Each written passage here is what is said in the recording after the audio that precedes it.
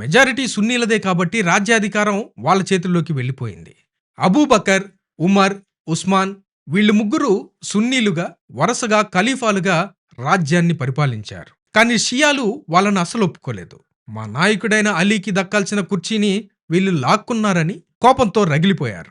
చివరికి ఎన్నో గొడవల తర్వాత 4వ ఖలీఫాగా అలీకే అధికారం వచ్చింది. కానీ ఈ రాజకీయ కుట్రల వల్ల ఆ అలీని కూడా నమాజ్ చేస్తున్న టైంలోనే మసీదులో ఒక విషపు కత్తితో పొడిచి దారుణంగా హత్య చేశారు. అక్కడితో ఆగలేదండి.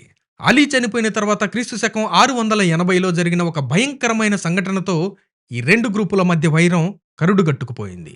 అదే కర్బాలా యుద్ధం.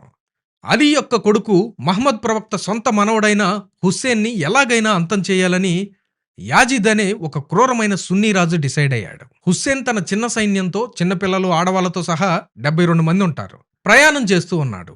ఇరాక్లోని కర్బాలా అనే ఎడారి ప్రాంతంలో యాజిద్ పంపిన వేలాది మంది, వీళ్ళు సుమారు 4,000 నుండి 30,000 మంది సైనికులని చెప్తారు. సున్నీ సైనికులు ఆయన్ని చుట్టుముట్టారు.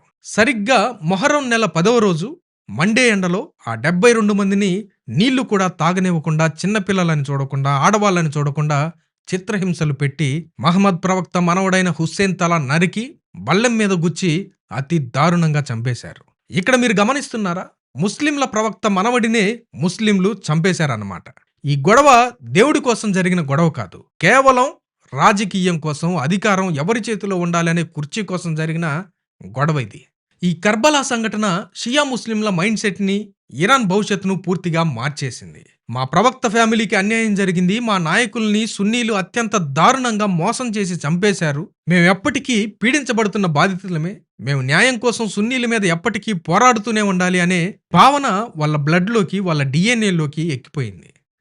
అందుకే మీరు గమనిస్తే ఈ రోజుకి వాళ్ళు మొహర్రం నెలలో గుండెలు పగిలేలా ఏడుస్తూ, కత్తులతో, గొలుసులతో దేహాలను రక్తం కారేలా కొట్టుకుంటూ ఉంటారు. మహమ్మద్ ప్రవక్త మనవడైన హుస్సేన్ చావుకు విలపిస్తూ ఉంటారు. వాళ్ళ ఉగ్రవాద సంస్థలకు సైతం రెసిస్టెన్స్ ఫోర్స్ అని పేర్లు పెట్టుకుంటారు.